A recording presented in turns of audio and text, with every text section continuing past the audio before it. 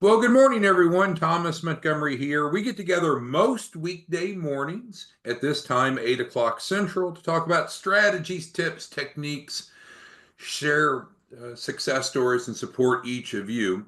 We're going to open up today's topic for whatever it is that you need to know, whatever questions that you have.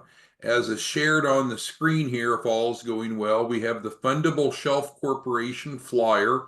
All of you should have a copy of this flyer. It's editable, so you can edit the orange box with your call to action if you want them to call you or text you or go to your website or what have you. But this does a pretty good job in one page describing the proposition. Now, granted, we get together each morning and many of you have asked different questions. We've had different topics. Yesterday, we talked about legal loopholes.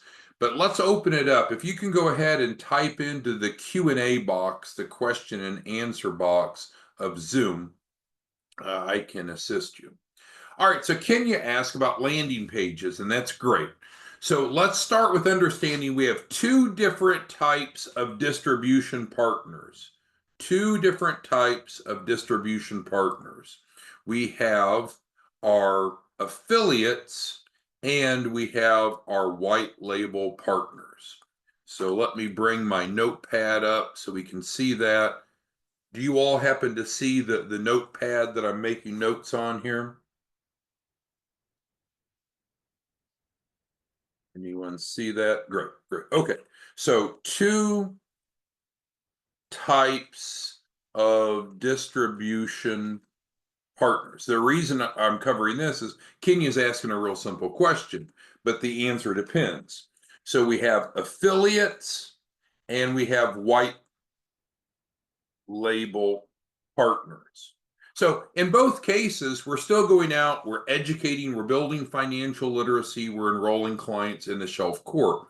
Affiliates get a free landing page, and all they need to do is refer to their landing page, and then they get paid. We have closers that work with the leads, close them. So affiliates don't sell anything to anyone. They don't have to deal with contracts. They don't have to deal with money other than accepting the commissions they receive. Much different for white label partners. White label partners are going out under their own branding. They're closing the deals using their contracts. They pick the pricing. Much different. So, Kenya, when you ask about a landing page, are you an affiliate or are you a white label partner? Because that's the difference. Okay, as an affiliate. Okay, great. So, as an affiliate, here's what we've learned is that anyone that goes through the program, they tend to understand it. And anyone that doesn't go through the program, we spend a lot of time trying to explain it. And so we're asking all new affiliates, go through the program yourself. And by doing that, then you can be an affiliate, you can have your free landing page. But our best training is what we call experiential learning. We talked about this yesterday and the day before. So if you've not enrolled yourself, then that's what's keeping you from getting the affiliate landing page. Because what happens is when individuals don't go through it, they have a million questions, and it's a more efficient way to address it by going through it. All right, so Kenya, if you can respond with your phone number, I'll take note of that and we'll reach out to you afterwards. All right, so David's got a question about the upfront cost for the Shelf Corporation. Well, I'm going to have to ask you, David, too, and I know this can be frustrating, but are you, David, are you an affiliate or a white label partner? Because the answer that I have to your question will differ based upon which hat you're wearing.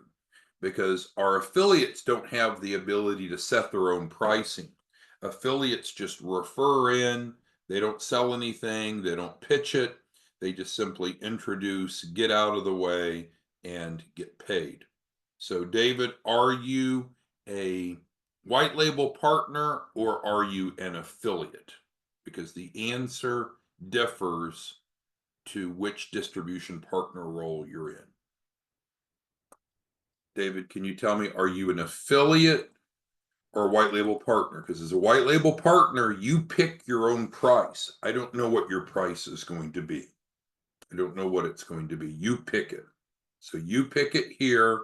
From the affiliate perspective, since we're not having to build in as much payout for affiliates, when an affiliate is referring someone in, their clients, their referred prospects are going to pay $10,000 for the Shelf Corp. As a white label partner, which sounds like you are, David, you control the price. Now, we need $10,000 to cover our costs. So, David, anything that you charge above $10,000 is your profit. Most of you are charging $15,000. There's a good number of you charging $25,000. Some of you are charging $35,000 or as much as $45,000, but that's your choice. We need 10 to cover our vendors, to cover our implementation cost. We're just operating at cost. We're not, frankly, making any money off of it, unfortunately. But it's up to you how much you want to charge, David. So maybe your question's different than that, because David, you and the other white label partners, you all control the sales price. All right, so who else has questions about how the Shelf Corp works, how we implement, how we can support you in helping people and making money? If you don't have leads, let us know. If you need leads, let us know what it is that you need. All right, so Chuck is asking about the payment structure. So that's a good one. So let's break down that next. So payment structure. So there are two ways that a client can pay for the Shelf Corp, and I guess I'll put that on there just to clarify. So they can either pay in full. What that amount is differs, right? If it's coming through the affiliate channel, it's a flat 10,000. If it's coming through a white label partner, it's whatever price they charge. Or they can pay a down payment. The minimum down payment is 1,000, but a lot of times it's more than that. But if you're a white label partner, you get to pick what the down payment is. So Chuck's question is, what's the payment structure for the Shelf Corp? So they can either pay in full, or they can make a down payment. So if they make a down payment, then the white label partner keeps half. The white label partner submits the other half, and then we set up financing for the balance. So let's take Mr. Mays, for example. He's a real client on the training right now. So yesterday, Mr. Mays wired in his $1,000. Great. So that's received, that's posted. Great. What happens next? Then we post that payment, and then we sent him an email with a finance application on it. And he's going to fill out that finance application. Maybe he did, just it's too early for us to have processed everything. And then we'll be able to get him financing offers. The financing offers that come from this is primarily designed to cover the balance owed on the Shelf Corp, but in many cases, it'll have an excess amount. In other words, we would expect Mr. Mays to get funding offers with no hard inquiries that greatly exceeds the cost of the Shelf Corp, and then he could keep that extra money as working capital. Does that make sense, Chuck? All right, so David's got the next question on liquidation. So we're going to have to go a little deeper into that so everyone understands it. So we have a set of deliverables, which means what do we provide to someone when they enroll? And it's summarized here, but it's also in the agreement. Everything matches, right? So what we say should match to the flyer, the marketing, which should match to the contract. So we're all on the same page. So one of those elements that we provide, as you can see in the second to the last bullet, is with the Shelf Corporation, we provide $100,000, real. So let's break that down here on the notepad. So we provide 100K of AR to each shelf. Well, let's talk about the what and the why. Well, what is that? What is AR? And anyone, of course, that's been involved with business understands that AR means accounts receivables. That's a type of an asset. It's categorized by GAAP, the generally agreed upon accounting principles, in other words, by the CPA world. AR is considered a current asset and it can be pledged as collateral for loans. So it's great because a lot of clients that come to us, they don't have so much in collateral, which is called a collateral shortfall. So since we knew or we expected that that would happen, we built it in. They get 100,000 from us automatically. They don't have to ask for it. They don't have to beg for it. They don't have to pay it back. There's no cost. It's real and it's free. Now, what we're going to do is get that to them. And what we're trying to do now, it was a little bit slow out of the gate, but now I think we're consistent. If someone signs up for the Shelf Corp today, they should get the 100,000 tomorrow. So next business day, we're wanting to fulfill that. Now, it does take us, as it states over here, about 1 week, about 7 days to get everything else put together, but we want to get this to them right away. Our goal is within 1 business day, and we're meeting that now. We were a little off that initially. So that wasn't David's question. So David's asking, well, of that AR, in addition to it being on the balance sheet, which the flyer says, so we have collateral for the loan, we can also liquidate it. Some people will say, liquidate, what does that mean? It means collect it, right? Because if you owned a lawn, this is my common example, if you owned a lawn care business, David, and you went and cut someone's grass and they weren't home to give you a $10 bill before you left, what do you have? You have $10 of AR. That homeowner owes you $10 for mowing their yard. That's accounts receivable to you. It's real. It's not yet in your hands. But it's owed to you, legally owed to you. So we provide 100,000. We can do more. We can do a lot more if we need, but 100,000 is what comes automatically.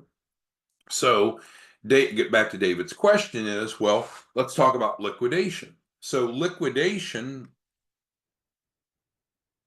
means collect, right?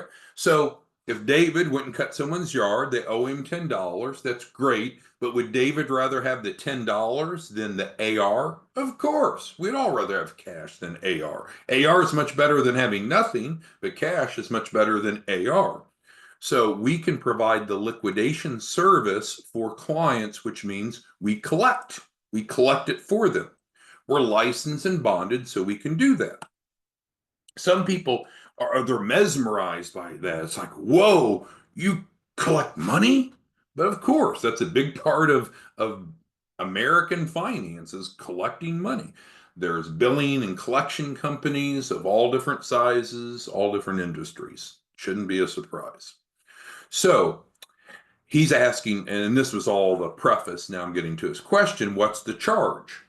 Well, the charge is essentially we liquidate for free, but I'm going to put an asterisk behind it because we need to understand the rest of the story. So we have an agreement that if someone wants us to liquidate the AR for them, they have to assign it to us. That's the way it works in the industry. So that allows us to go collect money for the client. So the client is the creditor. The person or people or businesses that owe the money are the debtors. And so we need to have permission to collect money for the creditor from the debtors. So there is an assignment form. And in that assignment form, it says that there's a 50-50 split of what's collected. And you might say, well, hell, Tom, that sounds like a terrible deal, right? We're giving someone 100,000 and they're only going to get 50,000. Well, you're missing the details. We're going to add the collection and legal costs on top of the principal amount. So when we go, David, let's say that you bring a client in, Juan. So Juan buys a shelf, gets 100,000. if Juan wants us to collect it for him, then we're not going to go after 100,000. We're going to go after 200,000. Why is that? Because we're adding the anticipated collection and legal fees on top. So if the 100 becomes 200, and then we split that 50-50, what does the client get? They get the 100,000 that they were expecting. If this is a bit foreign to you, this is certainly a bit more of an advanced strategy, but there are publicly traded companies that do billions with a B, billions of dollars of business per year. I believe one of the largest is called Encore Capital. I believe they're in California. So we're not unique in what we do in this regard. However, most players don't want to deal with small clients. We break these portfolios down into small portfolios of 100,000. Typically, the Encore Capitals, they're going to like Capital One and getting a $10 million portfolio to go collect, but we'll do it on a smaller basis. All right, Celino, welcome to the call. Celino, I've got to do something to get you selling some deals because you came aboard and you're not selling anything. So maybe you can let me know what we need to do to help you sell things. All right. Question he has is about the collection. So Celino's making a good point. So the 100,000 is real money. There's real debtors that owes the creditor. It's real. Otherwise, I don't know, it wouldn't be real, but it's real. Do we expect to collect 100 cents on the dollar? No, we don't. So we would anticipate collecting around 80 to 82% of that. But remember, before you get all deflated on that, number one, we're giving this away to the client. So they're getting 100,000 for free. And we're expecting that we'll be able to put into their bank account around 80 to 82,000 of it. But let's go back and talk about there are three sources of money from each Shelf Corp. Some of you get this, some of you don't. So it's important that we all get it. So first of which is the loan proceeds.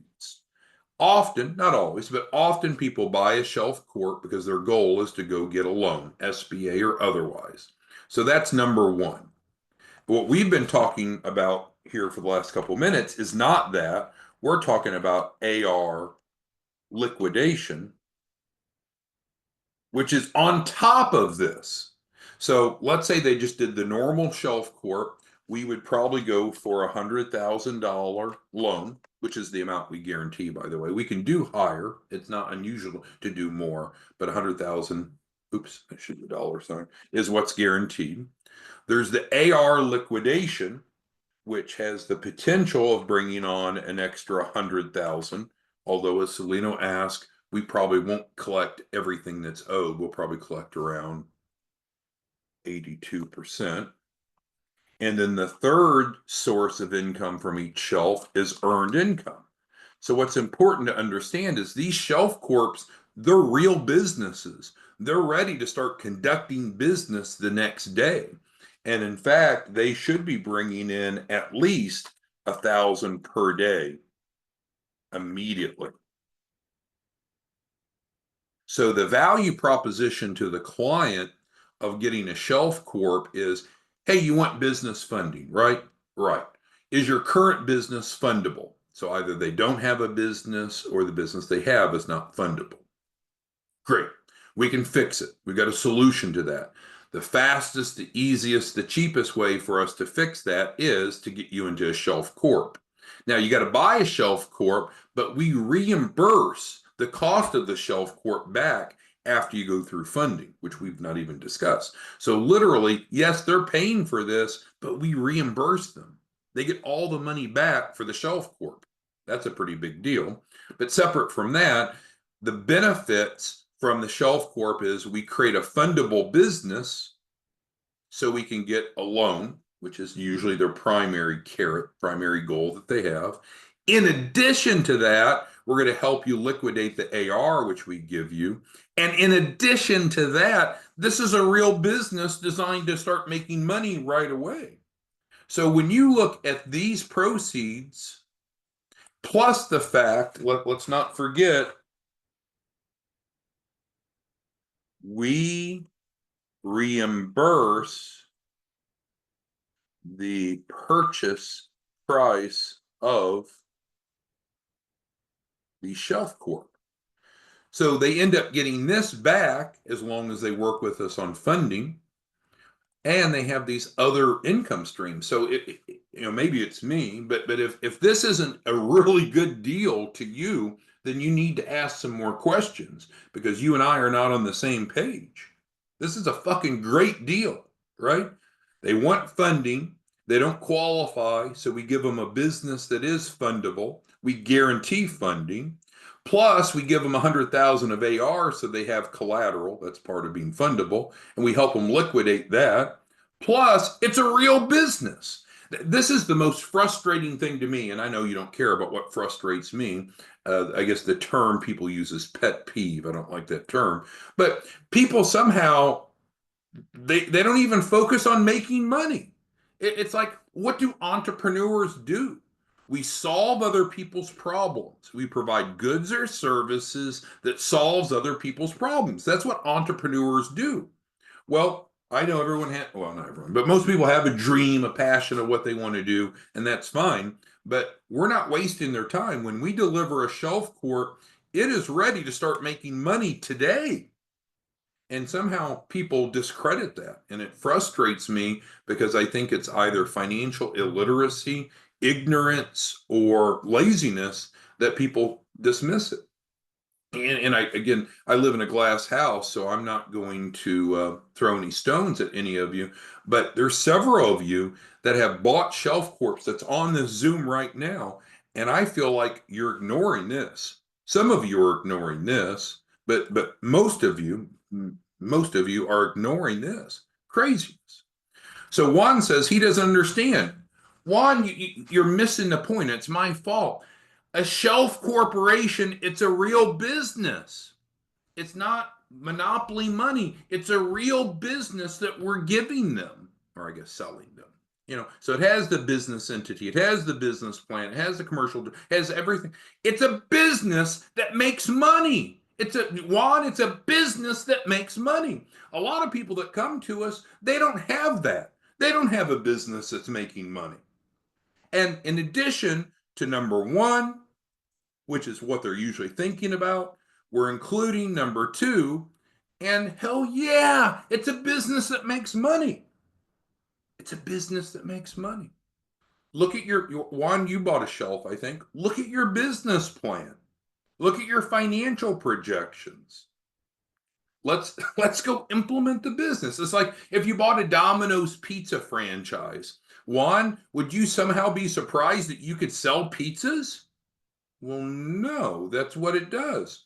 Our shelf corporations are money-making machines. So Doug's asking me, where does it come from? It comes from clients, Doug. That's what businesses do. They sell shit to people and they make money, Doug.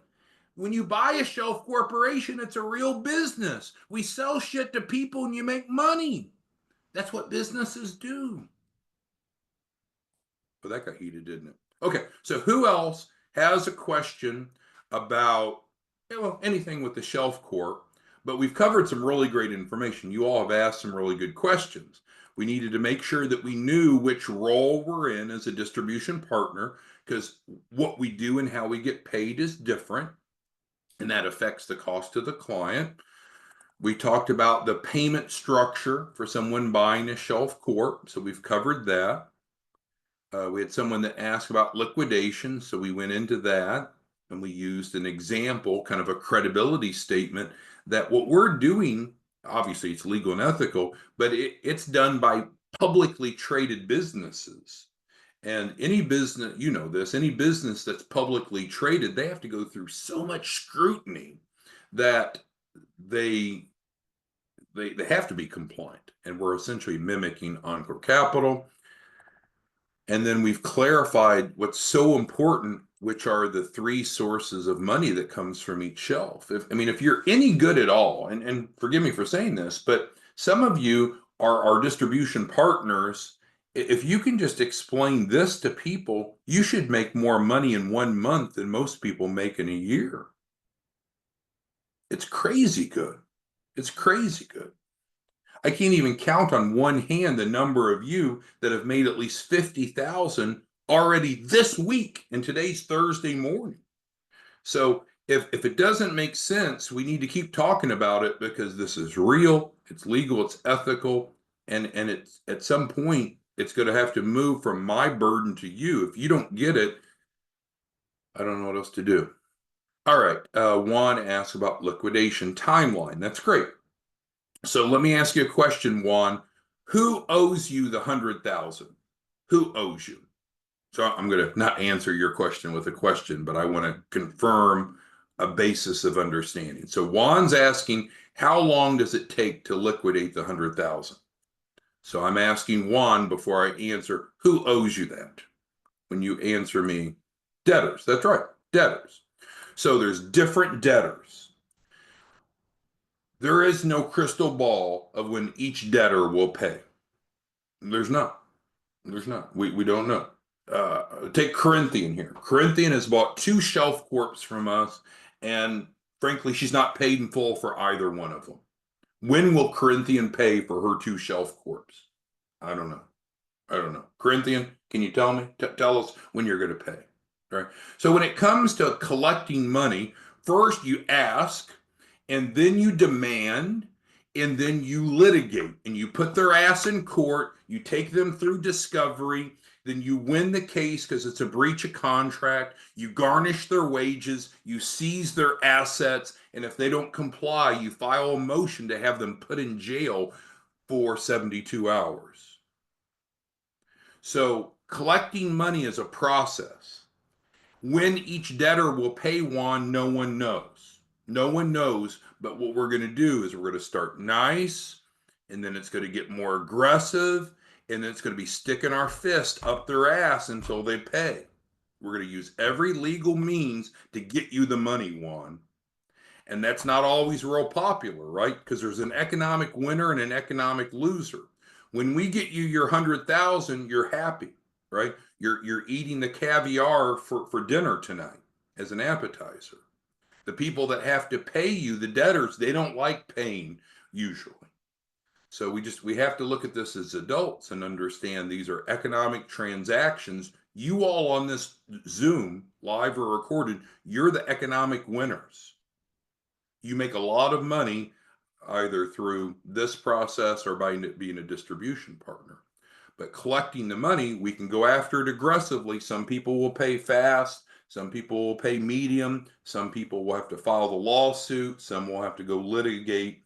But rarely do breach of contract cases go to trial. They can, but rarely do they. Almost always they're settled beforehand. Or we can just file a motion for summary judgment to say, hey, look, Judge, Corinthi knows the money. She signed the contract. She's not paid it. We've asked her a buku number of times. We would like you just to give us the award. And that often will happen. All right, let's see. Claude, I think, is asking about the reimbursement. Yeah, so we applied for a grant, and the grant reimburses the cost of the Shelf Corporation back to the client or the participant. It does have a couple requirements. I wouldn't say strings attached, but there are requirements. One of which is that the client does need to go through the funding program. Because remember, the Shelf Corp, someone can buy the Shelf Corp and not go to funding. They might want it for other reasons, or maybe they just want to do funding on their own. That's okay. They're not required to use us for funding. But if the client buys the Shelf Corporation and uses us for funding, then that allows them to get reimbursed for the cost of the Shelf Corp. Hopefully that made sense. All right, so what other questions? We're down to the bottom of the hour. We've covered a lot of information, but this is why we should be getting together, because if you're a distribution partner, you should leave today's session and be able to go sell Shelf Corporations, right? That's kind of the way the deal works. Some of you are great about coming to these sessions and then you don't do anything. That means that it's not very effective. So I need to do a better job. So maybe you need to judge me. What do we need to cover tomorrow? We'll be back together tomorrow morning. What is it we need to cover tomorrow that we didn't cover today, that we've not covered over the past, I don't know, 6,000? I think we've now had 6,000 of these morning Zoom sessions. We've been doing it for years and years. What is it that we can do better to motivate you, to empower you to go help people? Let us know that. Madison's your primary point of contact, 903-352-3390. You can also email her at madison@509pacific.org. We will be back tomorrow morning. Thank you so much for your time. Have a great day. Bye.